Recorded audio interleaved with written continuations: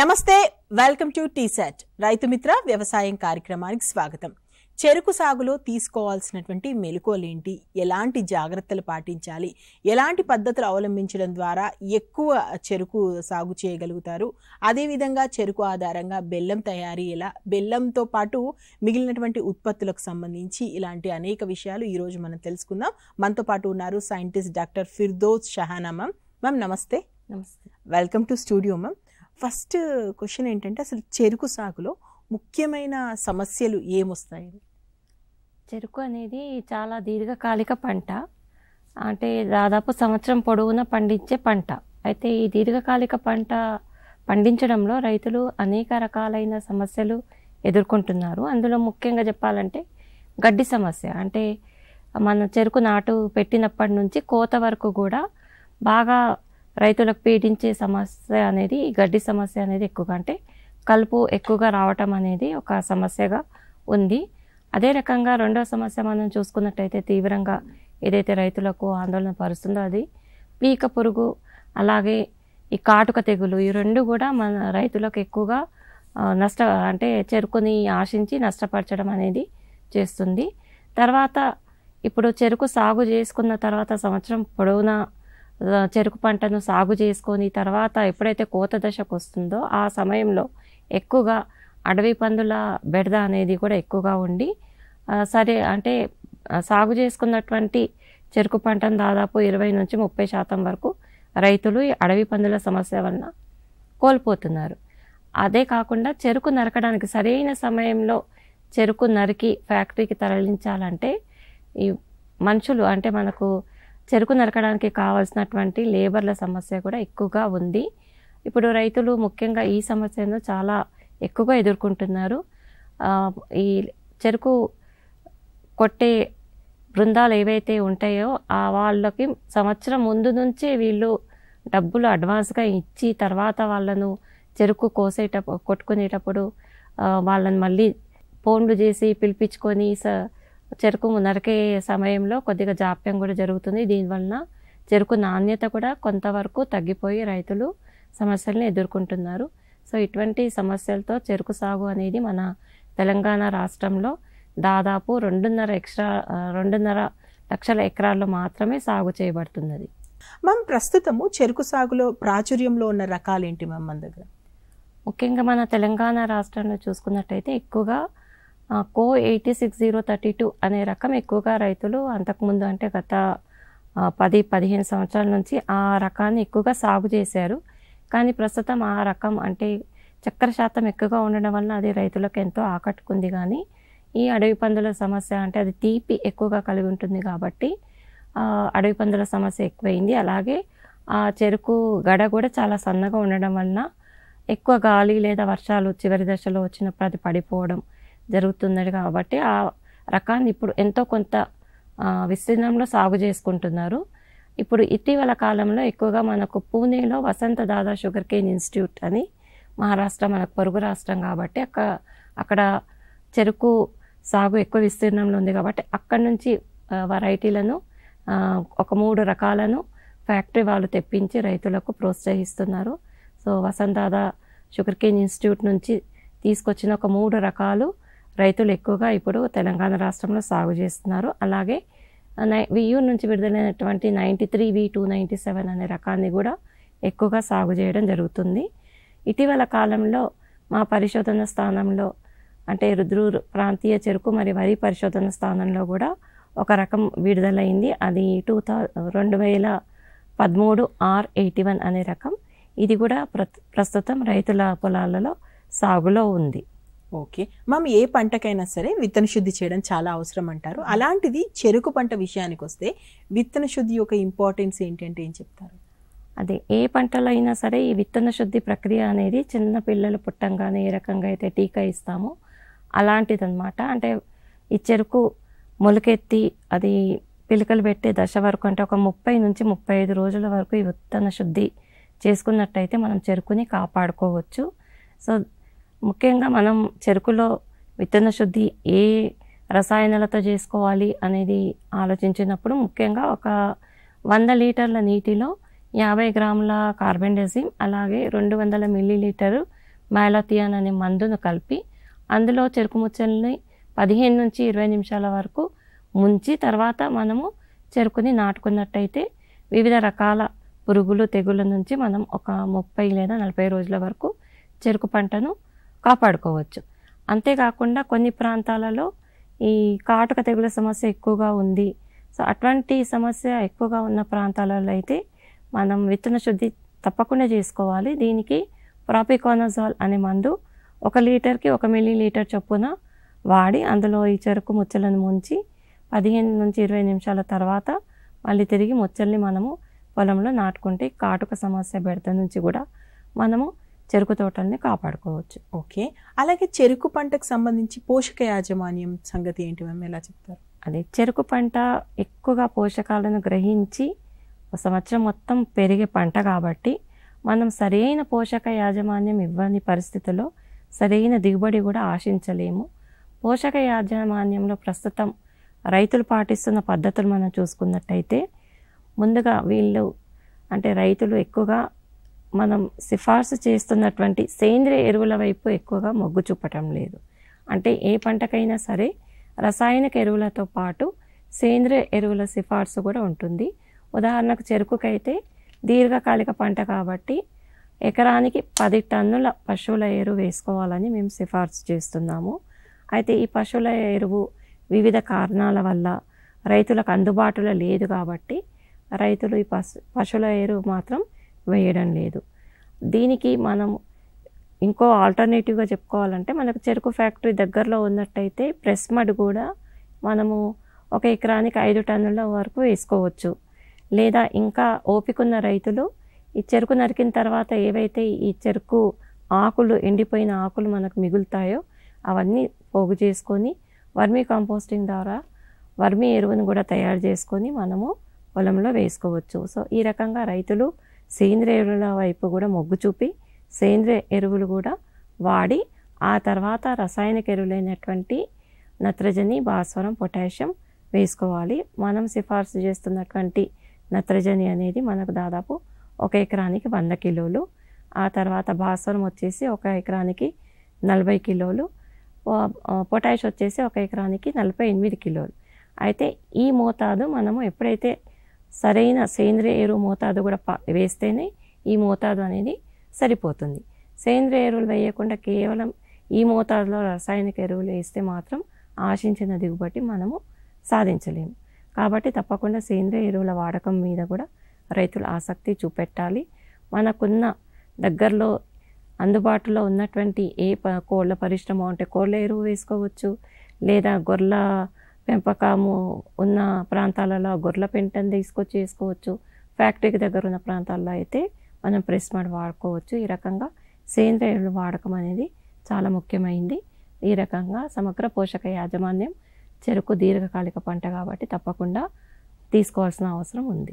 Ma'am, ఇంకొకటి జీవన ఎరువుల గురించి చెప్తారా? అంటే ఎలాంటి జీవన ఎరువులు వాడాలి, చెరుకుకి అవసరం అనేది? ఇప్పుడు మనము ప్రస్తుతం రైతులు 1 ఎకరానికి 30 లేదా 35 టన్నుల దిగుబడిని సాధిస్తున్నారు ప్రస్తుత యాజమాన్య పద్ధతులతో. కానీ మనం ఈ దిగుబడిని ఇంకా పెంచుకోవాలంటే కొన్ని నూతన పద్ధతుల్ని కూడా ఆచరించాల్సిన అవసరం ఉంది. ఇందులో ముఖ్యమైనది జీవన ఎరువుల వాడకం. ఎందుకంటే ఎక్కువగా రసాయనిక ఎరువులు తరచుగా వాడుకుంటూ వెళ్ళడం వలన నేల ఆరోగ్యం అనేది చాలా మటుకు క్షీణించిపోయింది. సో ఈ చెరుకు ఎక్కువగా ఎత్తు పెరిగితేనే మనకు లాభం కాబట్టి నేల అనేది బలహీనంగా ఉంటే మరి మనకు ఈ చెరుకు పడిపోయే దశలో కూడా అంటే ఎక్కువ కోత దశలో ముఖ్యంగా పడిపోవటం అనేది మనము గమనిస్తూ ఉంటాం. అందుకని మనకు జీవన ఎరువుల వాడకం అనేది చాలా ముఖ్యమైనది. జీవన ఎరువులలో ఏముంటుందంటే జీవన ఎరువుల యొక్క పదార్థాలు ఉంటాయి. దీన్ని మనము మన పొలంలో వేసుకోవాల్సిన అవసరం ఉంది. చెరుకుకైతే ముఖ్యంగా అజోస్పైరిల్లం అనే జీవన ఎరువుల్ని సిఫార్సు చేస్తున్నారు. అయితే ఇది ఎలా వాడుకోవాలి అంటే మనము 1 ఎకరం పొలంలో మనం దాదాపు 2 కిలోల ఈ జీవన ఎరువుని 2 క్వింటాల మాగిన పశువుల ఎరువులో బాగా కలుపుకొని దాన్ని 1 నెల పాటు గోనె సంచులు కప్పి ఉంచి దాన్ని అప్పుడప్పుడు నీళ్లు చిలకరిస్తూ నీడ అంటే బాగా ఎండ తగలకుండా నీడ ఉన్న ప్రదేశంలో ఈ రకంగా మనం దీన్ని పెంపొందించుకుంటూ ఒక నెల తర్వాత మనం ఇటువంటి జీవన ఎరువుని ఆఖరి దుక్కిలో వేసుకున్నట్టయితే నేలలో పోషకాలు పెరుగుతాయి. అలాగే కొన్ని హార్మోన్ల సంఖ్య కూడా పెరిగి పంటకు లభ్యం కాని స్థితిలో ఉన్నటువంటి కొన్ని పోషకాలు కూడా లభ్యమవుతాయి. అలాగే ముఖ్యంగా ఈ నత్రజని ఎరువుల వాడకం కూడా మనం తగ్గించుకోవచ్చు. ఎందుకంటే ఈ జీవన ఎరువులు వాతావరణంలో ఉన్నటువంటి నత్రజనిని స్థిరీకరించి పంటకు అందజేస్తాయి. కాబట్టి మనం కొంతవరకు ఈ నత్రజని రసాయనిక ఎరువులపైన పెట్టే ఖర్చును కూడా తగ్గించుకోవచ్చు. సో ఈ రకంగా ఈ అజోస్పైరిల్లం అనే నత్రజని అందించే జీవన ఎరువుని చెరుకు సాగులో వాడుకోవాల్సిన అవసరం ఉంది. అలాగే మన తెలంగాణ రాష్ట్రంలో మనం దాదాపు ఏ జిల్లాలో చూసుకున్నట్టే అయినా సరే భాస్వరం అనేది ఎక్కువ మోతాదులో నేలలో ఉంది. సో భాస్వరం అధిక మోతాదులో ఉంది కాబట్టి మనం ఈ భాస్వర ఎరువుని మనము తగ్గించుకొని, అంటే రసాయనిక ఎరువులని మనం తగ్గించుకొని భాస్వరాన్ని కరిగించేటువంటి జీవన ఎరువుల్ని కూడా వాడుకోవచ్చు. ఉదాహరణకు మనకు ఎక్కువగా ఫాస్ఫరస్ సాల్యుబలైజింగ్ బ్యాక్టీరియా అనేది ఒక మంచి జీవన ఎరువు. ఇది మనం పొలంలో వేసుకున్నట్టయితే ఏదైతే మనకు లభ్యం కాని స్థితిలో భాస్వరం నేలలో ఉందో అది మొక్కలకు లభ్యమయ్యే విధంగా ఈ భాస్వరం కరిగించే జీవన ఎరువు మొక్కలకు దోహదపడుతుంది. కాబట్టి మనము అజోస్పైరిల్లంతో పాటు చెరుకు సాగులో ఈ భాస్వరం కరిగించే జీవన ఎరువుల్ని కూడా వాడుకోవాల్సిన అవసరం ఉంది. ఇటువంటి పద్ధతుల పైన రైతులు ఆసక్తి చూపెట్టవలసిన అవసరం ఉంది. ఇంకా ఏదన్నా వీటి మీద వివరాలు కావాలంటే నాకు కూడా సంప్రదించి తెలుసుకోవచ్చు. Okay ma'am, thank you. And ఇంకొకటి కలుపు మందుల గురించి కూడా చెప్పండి. ముఖ్యంగా విత్తిన వెంటనే ఎలాంటి కలుపు మందులు వాడాలి చెరుకు పంటకు సంబంధించి అంటే? నేను మొదట్లో చెప్పుకున్నట్టు రైతులు ఎదుర్కొంటున్న ప్రధాన సమస్యల్లో ఒక సమస్య ఈ కలుపు ఎక్కువగా రావటం చెరుకులో. చెరుకు మొదటి 45 నుంచి 60 రోజుల వరకు చాలా అంటే మెల్లిగా పెరుగుతుంది. అలాగే మనం ఈ మధ్యలో ఏంటంటే వరుసల మధ్యలో ఎక్కువ దూరం పెట్టుకోవాలి, అంటే దాదాపు ఒక 5 ఫీట్ల దూరం వరకు కూడా పెట్టుకొని చెరుకు నాటాలి అని చెప్తున్నాం. కాబట్టి ఈ చెరుకు వరుసల మధ్యలో ఎక్కువగా కలుపు వచ్చే అవకాశం ఉంటుంది. దీనికి అంతర కృషి చేసుకునే చాలా పరికరాలు రైతుకు అందుబాటులో ఉన్నాయి. అలాగే చెరుకు వరుసల మధ్యలో కనుక ఒకవేళ కలుపు ఎక్కువగా ఉన్నట్టయితే విత్తిన 3 రోజుల లోపు మనకు చాలా రకాల కలుపు మందులు, ఒక 2-3 రకాల కలుపు మందులు ఉన్నాయి. ముఖ్యంగా రైతులు అట్రజిన్ అనే కలుపు మందును వాడుతుంటారు. ఇది ఎకరానికి 2 కిలోల చొప్పున వాడుకోవాల్సిన అవసరం ఉంది. అలాగే అమెట్రిన్ అనే కలుపు మందు కూడా ఉంది. ఇది ఎకరానికి 2.5 కిలోలు వరకు వాడవలసిన అవసరం ఉంటుంది. ఇంకా ఇటీవల కాలంలో కొత్తగా చెప్పుకోవాలంటే ఇది మనకు క్లోమాజోన్ మరియు సల్ఫెంట్రాజోన్ కలయిక కలిగిన ఒక కాంబినేషన్ రెడీ టు యూజ్ అనే హెర్బిసైడ్ అంటే కలుపు మందు కూడా మనకు మార్కెట్లో అవైలబుల్ ఉంది. దీన్ని కూడా మనము విత్తిన 3 రోజుల లోపు ఈ 3 మందుల్లో నుంచి ఏదో ఒక మందుని వాడి మొదటి 3 రోజుల లోపు మనం వాడుకున్నట్టయితే ఒక 30 రోజుల వరకు కానీ 20 రోజుల వరకు ఎటువంటి గడ్డి సమస్య రాకుండా మనం పంటను కాపాడుకోవచ్చు. ఆ తర్వాత పంట పెరుగుతున్నప్పుడు ఒకవేళ 20 రోజులకే మనం ఏదన్నా గడ్డిని గనక గమనించినట్టయితే మళ్ళీ మనకు మంచి కలుపు మందులు మార్కెట్లో అంటే లభ్యమవుతున్నాయి. అందులో ముఖ్యంగా చెప్పుకోవాలంటే టోప్రమిజిన్ కాంబినేషన్ కలయికలో దాంతోపాటు మనకు అట్రజిన్, అంటే అట్రజిన్తో టోప్రమిజిన్ కలిపిన ఒక మందు కూడా మనకు మార్కెట్లో అవైలబుల్ ఉంది. అది వాడుకోవచ్చు. లేదా ఇంకా కొద్దిగా అంటే 30 రోజుల నుంచి 60 రోజుల వరకు కూడా మనకు కలుపు సమస్య ఉన్నట్టయితే మనకు ట్రిస్కిల్ అనే ఒక మంచి కలుపు మందు మార్కెట్లో అవైలబుల్ ఉంది. ఇది కూడా వాడుకోవచ్చు. ఆ తర్వాత 90-120 రోజులప్పుడు తప్పకుండా అంతర కృషి చేసుకుంటే మనకు తర్వాత కలుపు సమస్య అనేది ఎక్కువగా ఉండదు 120 రోజుల తర్వాత. సో ఈ రకంగా కలుపు మందులు మరియు అంతర కృషి 2 చేసుకున్నట్టయితే మనకు చెరుకు పంటను మనము కలుపుల నుంచి కాపాడుకోవచ్చు. ఓకే మ్యామ్, ఎలాగో అంతర్కృషి అన్నారు కాబట్టి అంతే చెరుకు పంటకు సంబంధించి అంతర్కృషి చేయడం చాలా అవసరం అంటున్నారు కాబట్టి అంటే ఏ టైంలో చేయాలి, ఎలాంటి మెలకువలు పాటించాలి? మొదటిగా మేము ప్రోత్సహించేది రైతులకు ఒక వీలున్నంత త్వరగా, అంటే మనము 60 రోజులకు ఒకసారి, 90 రోజులకు ఒకసారి, 120 రోజులకు ఒకసారి అంతర కృషి చేసుకున్నట్టయితే మనకు చెరుకులో ఎక్కువగా ఈ వేర్ల ప్రక్రియ అనేది, వేర్ల పెరుగుదల అనేది కూడా ఎక్కువగా పెరుగుతుంది. అంటే వేర్లు ఎక్కువగా వస్తున్న కొద్దీ వేరు మండలం బాగా బలంగా పెరిగినప్పుడు చెరుకు పడిపోకుండా చెరుకుని మనం కాపాడుకోవచ్చు. అలాగే ఈ మట్టిని మనం ఎప్పుడైతే ఈ అంతర కృషి చేయడం వలన మనం చెరుకు గడల మీద, చెరుకు గడల కింద మనం మట్టిని ఎగదోస్తూ ఉంటాము. ఇది గడలు పడిపోకుండా దాన్ని కాపాడుతుంది. అంటే గడలు గాలి వచ్చినా లేదా గట్టి వర్షం వచ్చినా కూడా బలంగా నేలలోనే ఉండిపోయేలాగా ఈ మట్టిని మనం ఎగదోసినప్పుడు బలం చేకూరుతుంది. కాబట్టి మనము ఈ 60 రోజుల నుంచి మొదలుకొని 90 మరియు 120 రోజుల వరకు అంతర కృషి చేసుకోవాల్సిన అవసరం ఉంది. అలాగే 7 నుంచి 8 నెలలప్పుడు ఇది జడ చుట్టే ప్రక్రియ కూడా చేసుకున్నట్టయితే ఎండిపోయిన ఆకులని లేదా మొదట 3 ఆకులు ఏవైతే పైన ఉంటాయో ఆకులతో జడ చుట్టు అనేది కూడా చేసుకున్నట్టయితే మనం చెరుకు పడిపోకుండా చెరుకు నాణ్యతను కాపాడుకోవచ్చు. Yes ma'am. ఇంకొకటి, చెరుకు రైతులు బాగా చేస్తున్న కంప్లైంట్లో అడవి పందుల సమస్య ఒకటి బాగా చెప్తున్నారు. సో ఈ సమస్యను ఎదుర్కోవాలంటే మీరేం చెప్తారు రైతు మిత్రులకి? అడవి పందుల సమస్య అనేది మనకు ఎక్కువగా చెరుకు పండించే ప్రాంతాలలోనే కాకుండా మొక్కజొన్న లేదా ఇతర ఏ పంటల్లో కూడా అడవి పందుల సమస్య ఎక్కువగా ఉంది.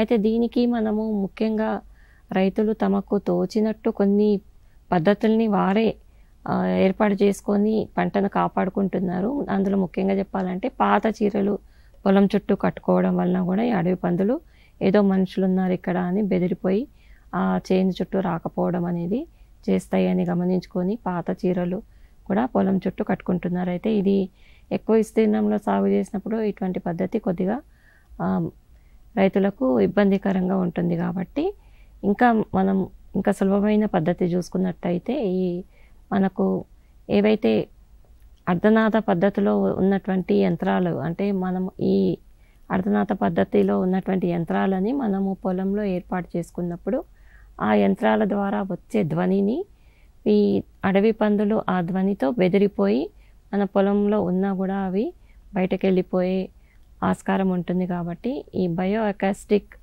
మెథడ్స్ ద్వారా కూడా రైతులు సులభంగా అడవి పందులను అరికట్టుకోవచ్చు. ఓకే.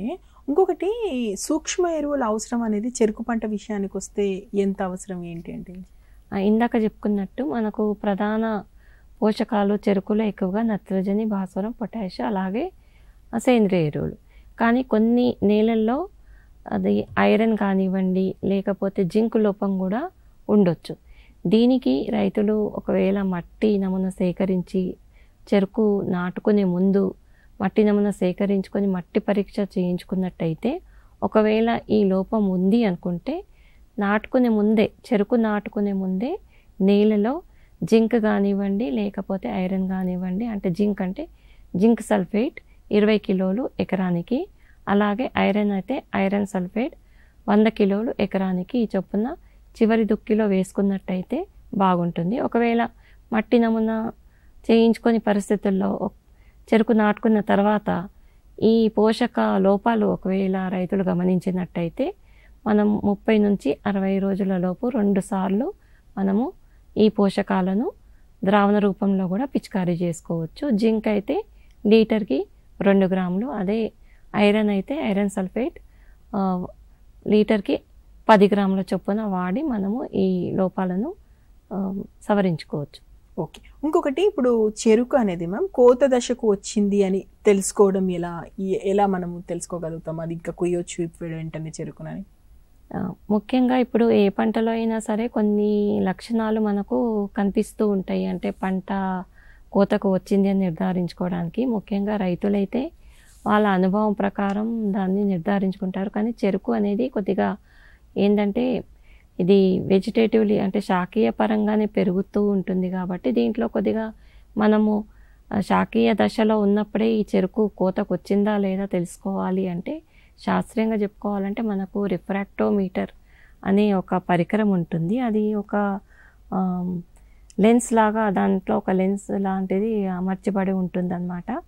అయితే మనము చెరుకు గడల్లో నుంచి రసం తీసుకొని అంటే పైనుంచి ఒకసారి, మధ్యలో నుంచి ఒకసారి, ఆ గడ చివరి నుంచి ఒకసారి, ఈ రకంగా మనము చెరుకు గడల్లో నుంచి రసాన్ని తీసుకొని మనం ఆ రిఫ్రాక్టోమీటర్ మీద పెట్టినట్టయితే మనకు ఒకవేళ 18 నుంచి 20 వరకు దాంట్లో రీడింగ్ చూపిస్తుంది, అంటే సుక్రోజ్ శాతం చూపిస్తుంది అనమాట. అంటే చెరుకు అనేది చక్కెర కోసం వాడే పంట కాబట్టి అందులో సుక్రోజ్ అనేది ఎక్కువగా ఉంటేనే మనకు చెరుకు నుంచి అధికంగా చక్కెర దిగుబడి వచ్చే అవకాశం ఉంటుంది. అందుకని మనం ఈ రిఫ్రాక్టోమీటర్ ద్వారా ఈ చెరుకు రసాన్ని మనము పరీక్షించినప్పుడు ఒకవేళ మనకు సుక్రోజ్ శాతం 18 నుంచి 20 వరకు చూపిస్తుంది అంటే అది చెరుకు పక్వానికి వచ్చినట్టు మనం నిర్ధారించుకోవచ్చు.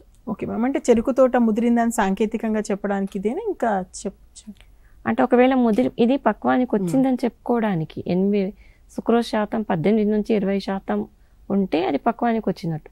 ముదిరిపోయింది అని చెప్పాలంటే ఇప్పుడు మనం ఎప్పుడైతే ఈ సుక్రోజ్ శాతం అంటే గడ యొక్క చివరి భాగంలో నుంచి తీసుకొని అలాగే గడ యొక్క మొదటి భాగంలో కూడా సేకరించినప్పుడు ఒకవేళ గడ చివరి భాగంలో మనకు సుక్రోజ్ శాతం తక్కువగా చూపించి గడ మొదటి భాగంలో సుక్రోజ్ శాతం ఎక్కువగా ఉందనుకోండి, అప్పుడు చెరుకు తోట ముదిరిపోయిందని చెప్పవచ్చు.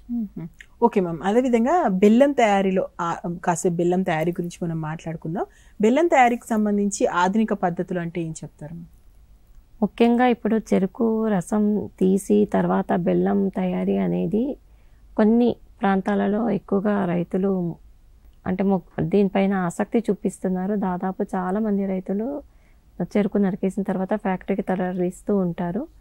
అయితే ఈ బెల్లం తయారీ కోసం మనం ఎక్కువగా కట్టెల పొయ్యిలను వాడి దాని మీద పెనాలు, ఐరన్ పెనాలు, ఇనుప పెనాలు వాడి మనము ఈ చెరుకు రసాన్ని గానుగా ఆడించి బెల్లం అనేది తయారు చేయడం జరుగుతుంది. దీనికి కట్టెలు అనేది ఎక్కువగా ఉపయోగిస్తున్నాము.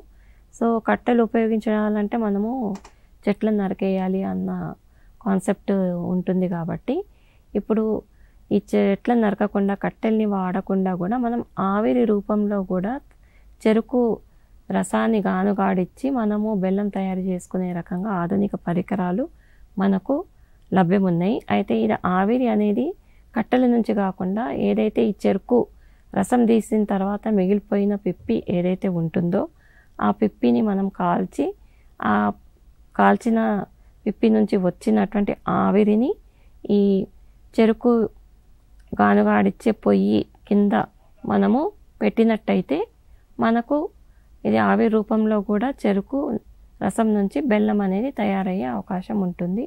సో ఈ రకంగా ఈ పద్ధతిని ఆధునికంగా ఇప్పుడు ప్రాచుర్యంలోకి తీసుకొచ్చారు. ఇంకా ఈ పద్ధతి అంతగా ప్రాచుర్యంలోకి రాలేదు, కానీ ఇక రైతులు ఒకవేళ చాలా రైతులు బెల్లం తయారీ వైపు ఆసక్తి చూపినట్టయితే ఇటువంటి ఆధునిక పద్ధతులు కూడా ఇంకా ప్రాచుర్యంలోకి వచ్చే అవకాశం ఉంటుంది. ఒక కాలర్ నిజామాబాద్ నుంచి చంద్రశేఖర్ గారు అందుబాటులో ఉన్నారు, వారితో మాట్లాడదాం. నమస్తే అండి. నమస్తే. నమస్తే అండి. ఓకే మేడం ఉన్నారు, మీ ప్రశ్న ఏంటో అడగండి. ప్రశ్న ఏంటంటే చెరుకు మనం చెరుకు పెట్టిన తర్వాత చెరుకు కలుపు నివారణకి మందులు ఏవేవి వాడాలి, ఎలా ఎన్ని రోజులకు వాడాలి అనేది ఆ విషయం. ఓకే, నమస్కారం అండి చంద్రశేఖర్ గారు. నమస్కారం. అయితే చెరుకులో ఇందాక చెప్పుకున్నామండి, ఇప్పుడు మనము నాటిన 3 రోజులకి కొన్ని రకాల మందులు ఉన్నాయి. ఆ తర్వాత నాటుబెట్టిన 20 రోజులకు కూడా కొన్ని రకాల మందులు మనకు అందుబాటులో ఉన్నాయి. తర్వాత 30 నుంచి 60 రోజుల వరకు కూడా మనం కొన్ని రకాల కలుపు మందులను మనం వాడుకోవచ్చు. సో నాటిన 3 రోజుల లోపైతే ముఖ్యంగా అట్రజిన్ అనే మందు ఎకరానికి 2 కిలోల చొప్పున, లేదంటే అమెట్రిన్ అనే మందు కూడా ఉంది, ఎకరానికి 2.5 కిలోలు చొప్పున వాడొచ్చండి. కానీ ఇటీవల కాలంలో మనకు ఈ సల్ఫెంట్రాజోన్, క్లోమజోన్ అనే 2 కెమికల్స్ కలిపినటువంటి మందు కూడా మనకు ప్రాచుర్యంలో ఉంది. ఇది చాలా బాగా అన్ని రకాల కలుపు మొక్కలకు ఇది సమర్థవంతంగా నిర్మూలిస్తుంది. ఇది కూడా మీరు వాడుకోవచ్చు మొదటి 3 రోజుల్లో. అయితే అదే 20 రోజుల అప్పుడు కలుపుని మనము నివారించుకోవాలంటే మనకు అట్రజిన్ని మనము మీసోట్రియాన్ అనే కాంబినేషన్లో కానివ్వండి, లేకపోతే ఇంకా టోప్రోమెజిన్ కాంబినేషన్లో కానీ ఉన్నటువంటి కొన్ని కలుపు మందులు కూడా మనకు మార్కెట్లో ఉన్నాయి.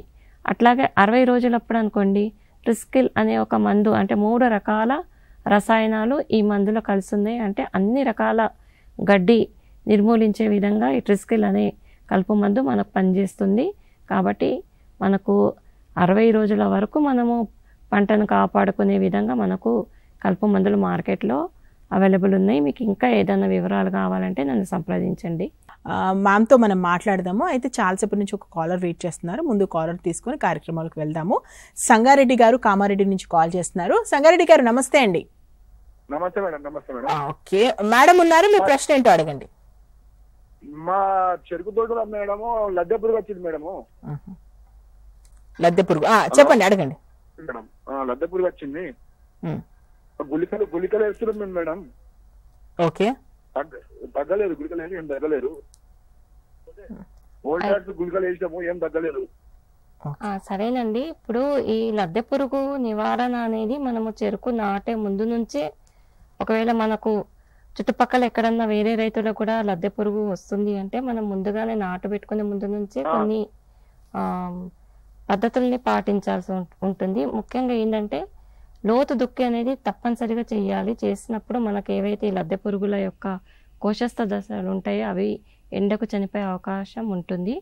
అలాగే అంటే ఈ ఎండాకాలం అయిపోతూనే మనకి ఎప్పుడైతే మొదటి వర్షం అనేది కురుస్తుందో అప్పుడు లైట్లు ఏర్పాటు చేసుకొని పొలం చుట్టూ కూడా లైట్లు ఏర్పాటు చేసుకున్నట్టయితే మనకు ఒకవేళ తుమ్మ చెట్లు కానివ్వండి లేదా వేప చెట్లు కానివ్వండి ఉన్నట్టయితే ఈ మొదటి తొలకరి వర్షాలకు పెంకు పురుగులు, అంటే తల్లి పెంకు పురుగులన్నీ బయటకు వస్తాయి అన్నమాట.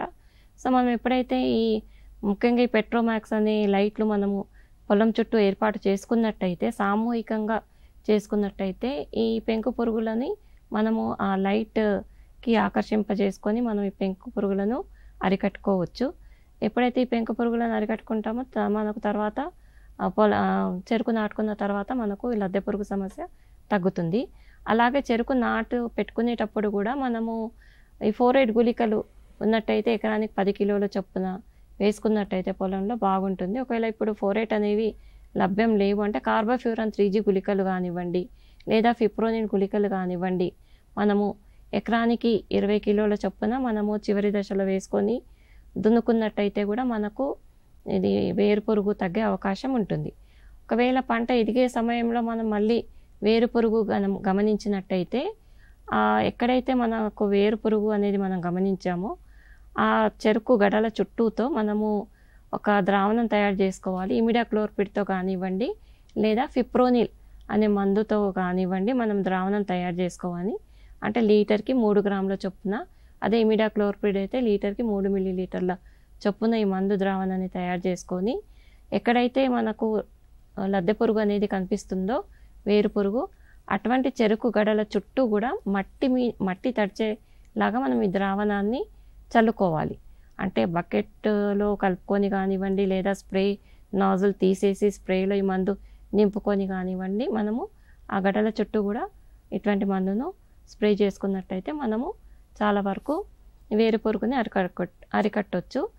అయితే ఇటువంటి వేరు పురుగులు వచ్చిన తోటల్ని మళ్ళీ మనం కార్షి తోటలకు వెళ్లకుండా ఉంటే కూడా మనము ఈ వేరు పురుగుని కొంతవరకు అరికట్టుకునే అవకాశం ఉంటుంది. మ్యామ్ ఇంకొక విషయము, బెల్లం నాణ్యత ఉంటుంది కదా, అంటే దానికి ప్రమాణాలు ఏంటి, ఎలా బెల్లం నాణ్యమైందని ఎలా తెలుస్తుంది?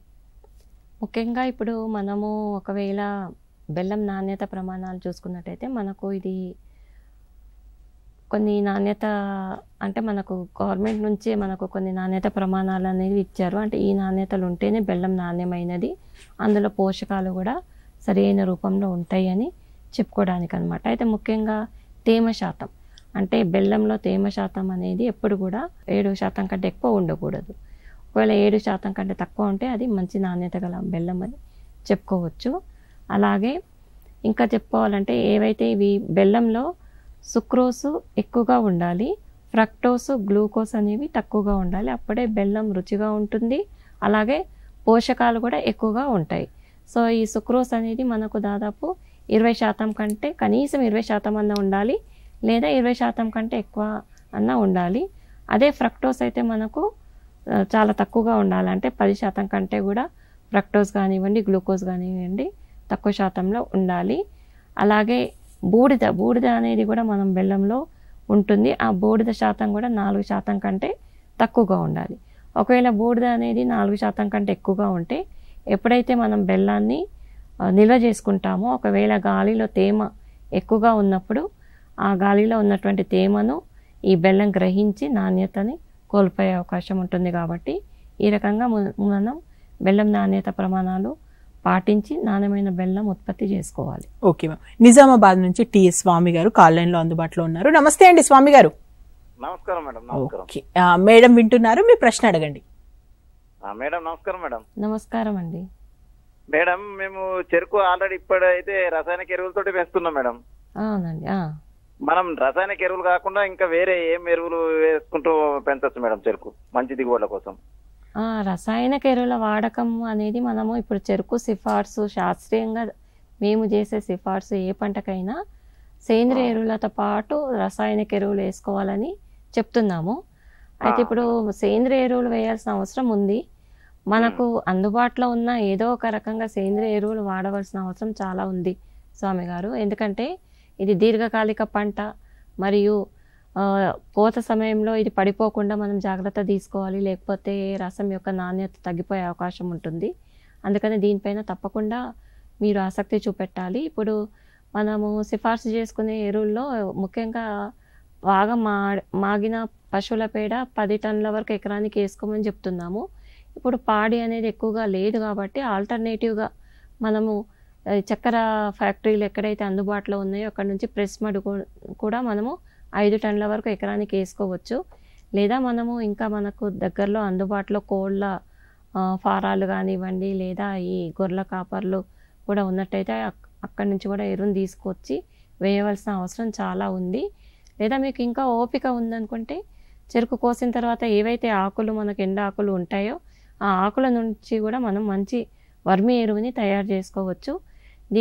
దీని గురించి మీకు ఇంకా వివరాలు కావాలంటే నన్ను సంప్రదించండి, నేను మీకు ఇంకా వివరంగా తెలియజేస్తాను. ఎస్ మ్యామ్, కాల్ రావడానికంటే ముందు బెల్లం నాణ్యత ప్రమాణాలు మీరు చెప్పారు. నాణ్యతను ఎలా నిర్ధారించుకోవచ్చో చెప్తారా? అంటే ఎట్లా మనం బెల్లం నాణ్యతను నిర్ధారించుకోవాలంటే కొన్ని పరికరాలు అవసరం ఉంటాయి. ఇది ల్యాబొరేటరీలో మనకు కొన్ని రకాల ప్రయోగశాలలు ఉంటాయి. ముఖ్యంగా ఇప్పుడు ఉదజని సూచిక, అలాగే టోటల్ సాల్యుబుల్ సాల్ట్స్, అలాగే దాని యొక్క కలర్, అంటే బెల్లం చాలా డార్క్ కలర్లో ఉన్నట్టయితేనే అది మంచి నాణ్యత కలిగి ఉన్నట్టు ఉంటుంది. సో ఈ కలర్ కూడా మనము కలరీమీటర్ అనే ఒక పరికరం ఉంటుంది, దాని ద్వారా తెలుసుకోవచ్చు.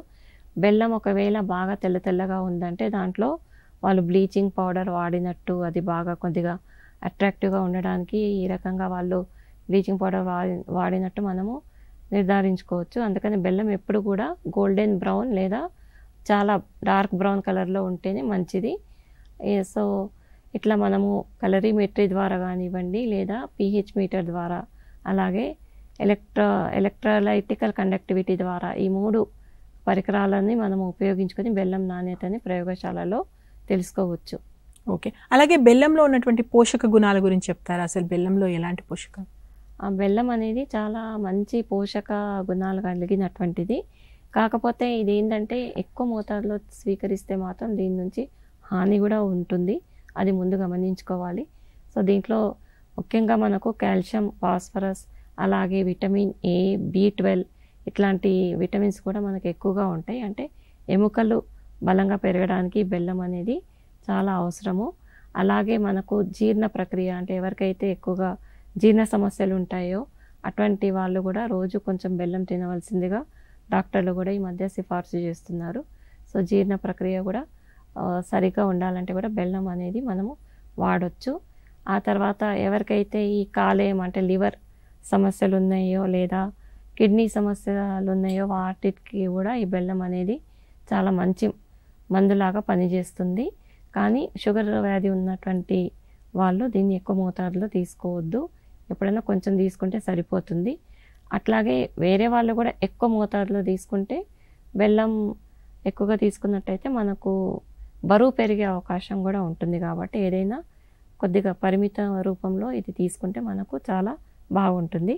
కాకపోతే బెల్లాన్ని మనము వివిధ రకాల అంటే డైరెక్ట్ బెల్లం కాకుండా మనం పాయసంలో కానివ్వండి లేదా ఇతర వంటకాల్లో వాడుకున్నట్టయితే ఇంకా మనకు చాలా బాగుంటుంది. ఓకే, అలాగే మనం చెరుకు పంటకు సంబంధించి అంతర పంటల గురించి చెప్తారా? అంతర పంటలు ఏం వేసుకోవచ్చు ఏంటనేది. ఇందాక నేను చెప్పాను, చెరుకు ఎక్కువగా ఇప్పుడు మనము జంటసాల పద్ధతిలో కానివ్వండి లేదా వెడల్పు సాల పద్ధతిలో కూడా సాలల పద్ధతిలో సాగు చేయాలని రైతులకు సూచిస్తున్నాము.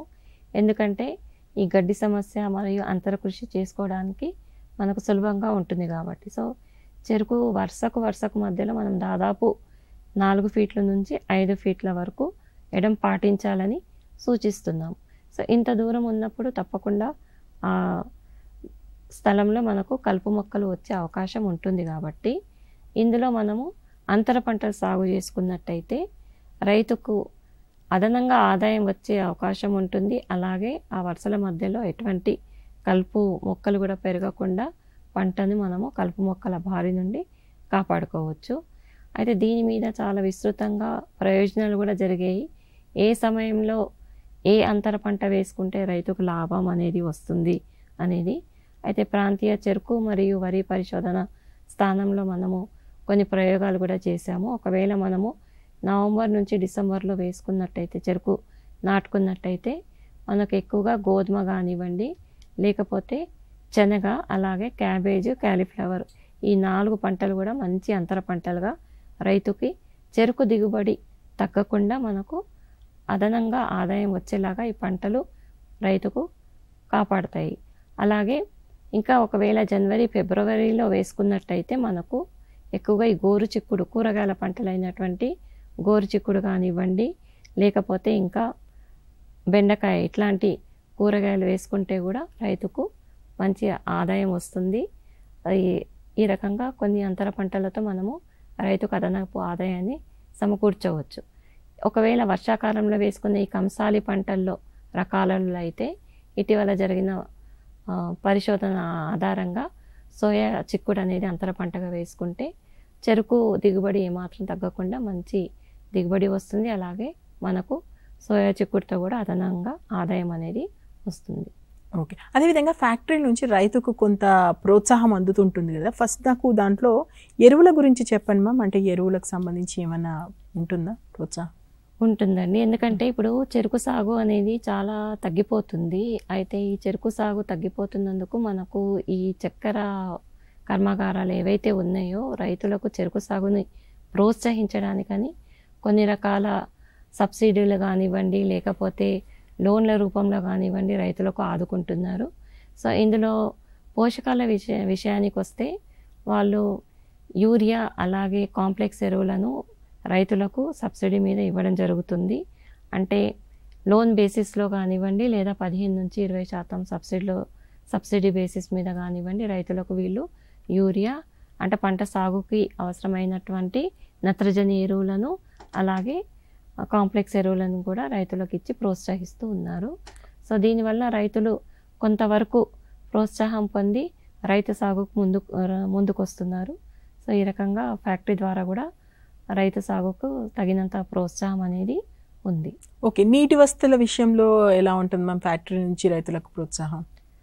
గవర్నమెంట్ తరపున మనకు ఇప్పుడు నీటి వసతికి ఎక్కువగా చెరుకు దీర్ఘకాలిక పంట కాబట్టి డ్రిప్ పద్ధతిని మనం పాటించుకున్నట్టయితే ఈ పంట సాగులో మనము సాగు ఖర్చు తగ్గించుకోవచ్చు అనేది ఒక మంచి ప్రోత్సాహం ఉంది. అయితే ఈ డ్రిప్ పారుదల పద్ధతి వైపు రైతులు మొగ్గు చూపాలంటే వాటికి ఒక ప్రోత్సాహం అనేది చాలా అవసరం. అయితే ఇప్పుడు ఫ్యాక్టరీ వాళ్ళు లోన్ బేసిస్ మీదనే ఈ డ్రిప్ కూడా మన రైతులకు అందుబాటులోకి తీసుకొచ్చారు.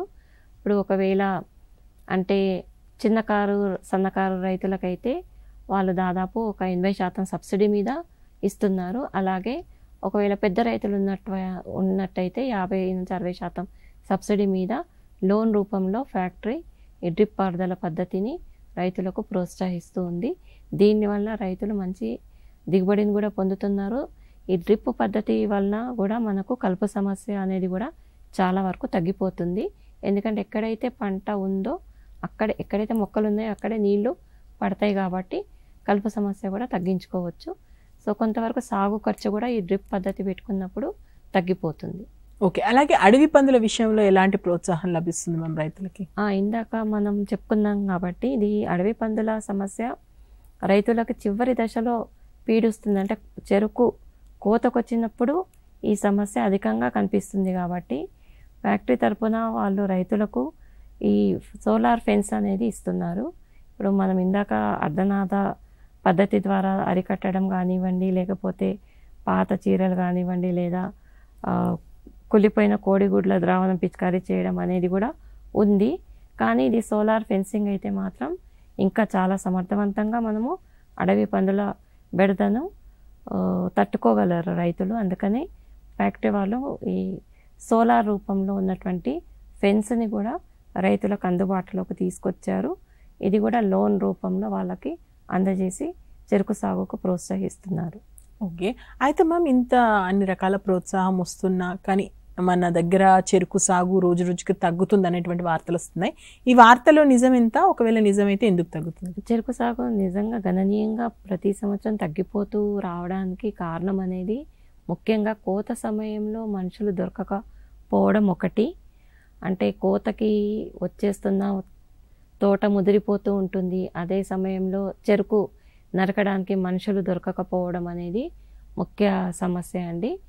ఆ తర్వాత ఫ్యాక్టరీ చాలా దూరంగా ఉంటే ట్రాన్స్పోర్టేషన్ ఖర్చు కూడా కొంతవరకు రైతులు భరించుకుంటున్నారు. ఉదాహరణకు ఇప్పుడు ఒక రైతు 30 టన్నులు పండిస్తే అతనికి చివరికి మిగిలేది 10 టన్నుల డబ్బులు మాత్రమే. మిగతాదంతా కూడా ఈ చెరుకు నరకడానికి, ఆ నరికిన చెరుకుని ఫ్యాక్టరీని పంపడానికే సరిపోతుంది. సో ఈ రకంగా ప్రోత్సాహం అంటే దిగుబడి అనేది ఎక్కువగా వచ్చినప్పుడు రైతుకు ఎక్కువగా మిగులుతుంది. సో దిగుబడి ఎక్కువగా రావాలంటే ఇందాక మనం మొదటి నుంచి చెప్పుకున్నటువంటి సమగ్ర ఎరువుల యాజమాన్యం, సరైన సమయంలో కలుపుల నియంత్రణ, అలాగే సమగ్ర సస్యరక్షణ పద్ధతులు చేసుకున్నట్టయితే మంచి దిగుబడి, అంటే దిగుబడి కూడా పెంచుకునే అవకాశం ఉంటుంది. సో ఆ తర్వాత ఇంకా మనకు చెరుకు విస్తీర్ణం తగ్గిపోవడానికి ఇంకా పెద్ద కారణం ఏంటంటే ఇప్పుడు సరైన చెరుకు రకాలు రైతుకు అందుబాటులోకి లేకపోవడం. అలాగే చెరుకు చాలా దీర్ఘకాలిక పంట కాబట్టి దానికి కూడా రైతులు అంటే ఒక సంవత్సరం పాటు పొడవున మనము పండించి తర్వాత మళ్ళీ సరి అయిన దిగుబడి రాకపోతే మళ్ళీ వాళ్ళకు ఇబ్బంది. అంటే సాగు ఖర్చు పోని మిగిలేది తక్కువ కాబట్టి అట్లాంటి ఆర్థిక ఇబ్బందుల వలన కూడా రైతులు ఈ చెరుకు సాగు మీద కొద్దిగా తక్కువ ఆసక్తి చూపిస్తున్నారు. అందుకని చెరుకు సాగు మన రాష్ట్రంలో తగ్గిపోతూ వస్తుంది. ఓకే, అంటే చెరుకుకు సంబంధించి మార్కెటింగ్ అదంతా కూడా ఎలా ఉంటుంది మన దగ్గర? ఇలా అందుబాటులో ఉందా? రైతులకి మార్కెటింగ్ మధ్య గ్యాప్ ఏమైనా ఉందా? అంటే ఇప్పుడు మార్కెటింగ్ అనేది చెరుకు సాగులో ఏమీ ఉండదు. ఏంటంటే డైరెక్ట్ ఫ్యాక్టరీ నుంచి వాళ్ళు నిర్ధారించుకుంటారు ఎంతవరకు ఎంత విస్తీర్ణంలో చెరుకు సాగు ఉంది అనేది. అది నిర్ధారించుకున్న తర్వాత వాళ్ళు చెరుకుని సరైన సమయంలో కొట్టుకొని తీసుకెళ్ళి ఫ్యాక్టరీకి తరలించడం అనేది ఉంటుంది.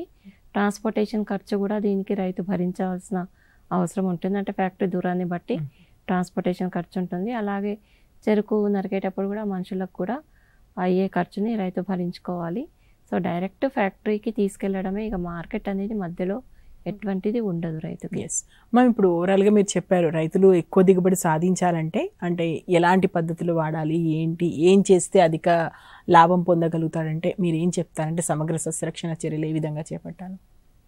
సమగ్ర సస్యరక్షణ పద్ధతులు అంటే ఇప్పుడు ముఖ్యంగా చెరుకు సాగులో ఎక్కువగా పీక పురుగు, అలాగే కాండం తొలుచు పురుగు, ఆ తర్వాత పొలుసు పురుగు, ఇట్లాంటి కొన్ని పురుగులు కూడా ఎక్కువగా పంటను ఆశించడం జరుగుతుంది. సో పీక పురుగు అనేది మొదటి దశలో ఎక్కువగా వస్తుంది. కాండం తొలుచు పురుగు అనేది ఒక 120 రోజుల వరకు ఆశిస్తుంది. తర్వాత మాత్రం పంట కోత వరకు కూడా ఈ కాండం తొలుచు పురుగు కాకుండా దవ్వ తొలుచు పురుగు అనే ఒక పురుగు ఉంటుంది. ఆ పురుగు కూడా ఎక్కువగా ఆశిస్తూ ఉంటుంది. సో ఈ 3 రకాల పురుగులు పంట సేద్యం చేస్తున్నన్ని రోజులు కూడా బాగా నష్టపరుస్తూ ఉంటాయి. సో దీనికి రైతులు ఏంటంటే మొదటి నుంచే కొద్దిగా అలర్ట్గా ఉండి ఈ పురుగు ఎక్కువగా వస్తుంది అనుకున్న ప్రదేశాలలో అంటే చెరుకు నాటే ముందే కొన్ని రకాల అంటే గుళికలు ఏవైతే మనం చెప్పుకున్నామో చెదలకు కానివ్వండి, వేరు పురుగు కానివ్వండి, గుళికలు నాటే ముందే మనం నేలలో వేసుకున్నట్టయితే చాలా బాగుంటుంది. కాబట్టి ఈ కాండం తొలచు పురుగు కూడా మనము ఫర్టేరా గుళికలు అనేవి ఒకవేళ మనం నేలలో నాటుకుని ముందే చెరుకు నాటు ముందు వేసుకున్నట్టు అయితే చివరి దుక్కులో వేసుకున్నట్టయితే బాగుంటుంది. ఆ తర్వాత నాటుకున్న తర్వాత ఈ పీక పురుగు అనేది ఎక్కువగా తొలి దశల్లో 30 నుంచి 45 రోజుల వరకు పీక పురుగు వస్తుంది. పీక పురుగు రాకుండా ఉండాలంటే నీటి తడులు తొందరగా అందించాల్సిన అవసరం ఉంది. అయితే నీటి తడులు తొందరగా అందించాలంటే మనకు నీటి సౌకర్యం లేని పరిస్థితుల్లో ఏదైతే ఈ చెరుకు చెత్త ఉంటుందో ఆ చెరుకు చెత్తను వరుసల మధ్యలో మనం పరుచుకున్నట్టయితే కొంతవరకు నేలలో ఉన్న తేమను మనము ఆవిరి కాకుండా కాపాడుకొని నీటి తడులను మనము కొంత దూరం వరకు కూడా ఇచ్చుకున్నట్టయితే పంటను కాపాడుకోవచ్చు. అయితే పీక పురుగు గమనించిన వెంటనే ఏవైతే ఆ మొగి చనిపోతుందో ఆ మొగిని మనుషుల్ని పెట్టి తీసివేయడం అంటే పీకేయాలి. దాన్ని అలాగే ఉంచితే కూడా మళ్ళీ అది తిరిగి వృద్ధి చెంది మళ్ళీ మన పంటకు నష్టం కలిగించే అవకాశం ఉంటుంది. కాబట్టి మొగి మొత్తము లేబర్ని పెట్టి మనుషుల్ని పెట్టి మొగి లాగిచ్చేసిన తర్వాత ఒకవేళ కొరాజిన్ అనే మందుని మనము పిచికారీ చేసుకోవాల్సిన అవసరం ఉంటుంది. అయితే కొరాజిన్ వాడకంలో కూడా రైతులు సరైన డోస్లో వాడట్లేదు.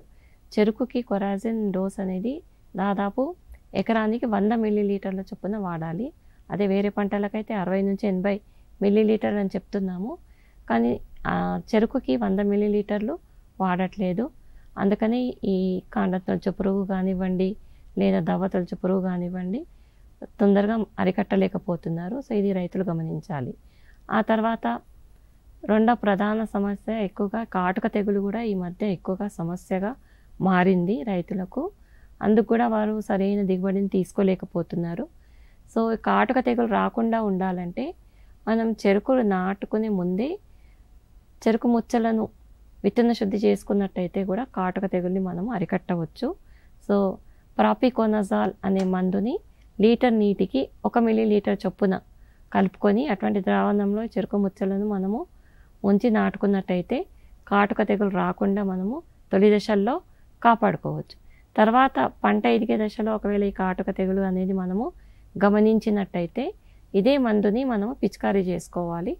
లేదా ఇంకా చెప్పుకోవాలంటే ట్యూబికోనజాల్ మరియు అజాక్సిస్ట్రోబిన్ కలయిక గల మందు కూడా మనకు మార్కెట్లో అవైలబుల్ ఉంది. ఇటువంటి మందుని కూడా మనము వాడి ఈ కాటుక తెగుల్ని అరికట్టుకోవచ్చు. ఈ రకంగా ప్రధాన సమస్యలు ఉన్నటువంటి ఈ పీక పురుగు అలాగే కాటుక తెగుళ్ళని మనం అరికట్టినట్టయితే రైతులు మంచి దిగుబడిని సాధించుకోవచ్చు. అంతేకాకుండా పోషక యాజమాన్య లోపం కూడా నేను ఇందాక చెప్పినట్టు జీవన ఎరువుల వాడకం, అలాగే సేంద్రియ ఎరువులు వాడడం, అలాగే సూక్ష్మ పోషకాలు ఒకవేళ లోపంగా ఉంటే ఆ సూక్ష్మ పోషకాల నివారణకు కూడా మనము మన ఎరువుల్ని వేసుకోవడం, రసాయనిక ఎరువుల్ని వేసుకోవడం కానీ లేదా పైపాటుగా పిచికారీ చేసుకోవడం కానీ చేసుకున్నట్టయితే దిగుబడిని పెంచుకునే అవకాశం ఉంటుంది. ఓకే. అయితే మ్యామ్ ఈ మధ్య కాలంలో రైతు మిత్రులు ఎక్కువగా రసాయన ఎరువుల మీద డిపెండ్ అవ్వడం, సహజ పద్ధతులకు దూరంగా ఉండడం వల్ల అంటే ఎలాంటి నష్టం ఎక్కువగా వాటిల్లుతుంది? అది పంట దిగుబడి మీద ప్రభావం చూపిస్తుందా, పంట మీదనా, లేదంటే ఫర్దర్గా దానికి సంబంధించి ఎలాంటి నష్టం ఉంటుంది మ్యామ్ చెరుకు విషయంలో? ఎక్కువగా రసాయనిక ఎరువులే వాడుతూ తరచుగా వెళ్తే మనం ఈ పంటనే కాదు ఏ పంటలో అయినా సరే నేలలో పోషకాల అంటే ఒక బ్యాలెన్స్ అనేది ఉంటుంది. అదంతా ఇంబ్యాలెన్స్ అయిపోతుంది. అంటే ఒక పోషకం ఎక్కువైతే ఇంకో పోషకం అనేది తగ్గిపోతుంది. ఉదాహరణకు ఇప్పుడు మనం చూసుకున్నట్టయితే భాస్వరం ఎక్కువగా ఉన్న నేలల్లో జింక్ లోపం అనేది తప్పనిసరిగా వస్తుంది. అందుకని ఇప్పుడు మనము సరైన మోతాదులో రసాయనిక ఎరువులను సేంద్రియ ఎరువులతో పాటు కలిపి వాడుకున్నట్టయితేనే మనకు నేలలో పోషకాలు సమృద్ధిగా మొక్కకు అందుబాటులో ఉండేలాగా ఉంటుంది. అలాగే నేలలో కూడా కొన్ని రకాల సూక్ష్మజీవులు కూడా మనకు ఉంటాయి. ఈ సూక్ష్మజీవులకి ఆహారంగా పనికి చేసేటువంటి ఈ సేంద్రియ ఎరువులు చాలా అవసరము. కానీ మనం ఎప్పుడైతే ఈ సేంద్రియ ఎరువులు వేయకుండా వాటిని విస్మరించి కేవలం రసాయనిక ఎరువులు వేస్తున్నప్పుడు ఈ సూక్ష్మజీవుల సంఖ్య కూడా నేలలో తగ్గిపోతుంది. సూక్ష్మజీవుల సంఖ్య తగ్గిపోవడం వలన ఏదైతే మన పంట వ్యర్థాలు అంటే ముఖ్యంగా పంట కోసిన తర్వాత ఈ వేర్లు అట్లాగే ఇంకా ఎండిపోయిన ఆకులు ఏవైతే పంట కోసిన తర్వాత నేల మీద ఉండిపోతాయో అవి తిరిగి సేంద్రియ ఎరువుగా మారాలి, మన మొక్కలకు మళ్ళీ సేంద్రియ పదార్థాలు అందుబాటులోకి సహజంగా రావాలి అంటే ఈ సూక్ష్మజీవుల సంఖ్య అనేది మనము కాపాడుకోవాలి. సో దీనికి ఆహారం అంటే సేంద్రియ ఎరువులే. అందుకని ఎంతో కొంత మోతాదులో లభ్యమున్నంత వరకు రైతులు ఈ సేంద్రియ ఎరువులు కూడా వేసుకుంటూ వెళ్తే బాగుంటుంది. ముఖ్యంగా చెరుకులో ఎక్కువ నత్రజని ఎరువులు వాడటం వలన రసనాణ్యత దెబ్బతింటుంది. అంటే రసంలో మనము నీళ్లు కలిపినట్టు అయిపోతుంది. అంటే చెరుకు రసంలో సుక్రోజ్ శాతం అనేది తగ్గిపోతుంది. అందుకని నత్రజని ఎరువుల వాడకం అనేది తగ్గించాల్సిన అవసరం ఉంది. దీనికి జీవన ఎరువునైనటువంటి అజోస్పైరిల్లా అనే ఎరువుని వాడినట్టయితే మన నత్రజని ఎరువుల మోతాదును తగ్గించుకోవచ్చు. సో ఈ రకంగా రైతులు కొన్ని చిన్న చిన్న మార్పులతో ముందుకు వెళ్ళాలని, చెరుకు సాగుతో మంచి లాభాన్ని పొందాలని, అలాగే అధిక దిగుబడిని ఆశించాలని కోరుకుంటున్నాను. Yes ma'am. ఫైనల్గా రైతు మిత్రులకి ఏం చెప్తారు, ఏం చేయమంటారు, ఏం చేయకూడదంటారు, కంక్లూడ్ చేయండి మ్యామ్. ఇందాక చెప్పుకున్నట్టు అదే, అంటే అన్ని పోషకాలు సమృద్ధిగా అందేలాగా రైతులు అన్ని ఇందాక చెప్పుకున్నటువంటి పద్ధతులను పాటించాల్సిన అవసరం ఉంది. విత్తన శుద్ధి దగ్గర నుంచి మొదలుకుంటే మనకు చెరుకు కోత వరకు మనం నేను ఇందాక వివరించినటువంటి అన్ని పద్ధతులను రైతులు ఎంతో కొంత విధంగా ఆసక్తి చూపెట్టినట్టయితే తప్పకుండా చెరుకు దిగుబడిని మనము 30 టన్నుల నుంచి 35 టన్నుల వరకు రైతులు ప్రస్తుతం పండిస్తున్నారు. కానీ ఇంకా కొంచెం ఎక్కువ కూడా పండించే అవకాశం ఉంటుంది. కావున మంచి యాజమాన్య పద్ధతులతో రైతులు చెరుకు సాగులో ముందుకు వెళ్ళాలని నేను మనసారా కోరుకుంటూ ముగిస్తున్నాను. Yes, thank you so much ma'am. మీ వాల్యుబుల్ టైం కేటాయించి ఎంతో ఓపిక్గా మా రైతు మిత్రులకు అర్థమయ్యేలాగా సమాధానాలు ఇచ్చారు. Once again thank you so much. And రైతు మిత్రులారా, విన్నారు కదా చెరుకు సాగుకు సంబంధించి ఏం చేయాలి, ఏం చేయకూడదు, అదేవిధంగా బెల్లం తయారీకి సంబంధించి కూడా మేడం చాలా క్లియర్గా చెప్పారు. ఎలాంటి వస్తువులు అందుబాటులో ఉన్నాయి, ఎలాంటి జాగ్రత్తలు తీసుకోవాలి, ఏం చేయడం ద్వారా అధిక దిగుబడి పొందగలుగుతారు, ఎలాంటి సమస్యలు వస్తాయి, వాటిని ఎలా అరికట్టాలనేది వి హోప్ ఖచ్చితంగా ఈ కార్యక్రమం మీకు ఉపయోగపడుతుంది అనుకుంటున్నాము. Thank you.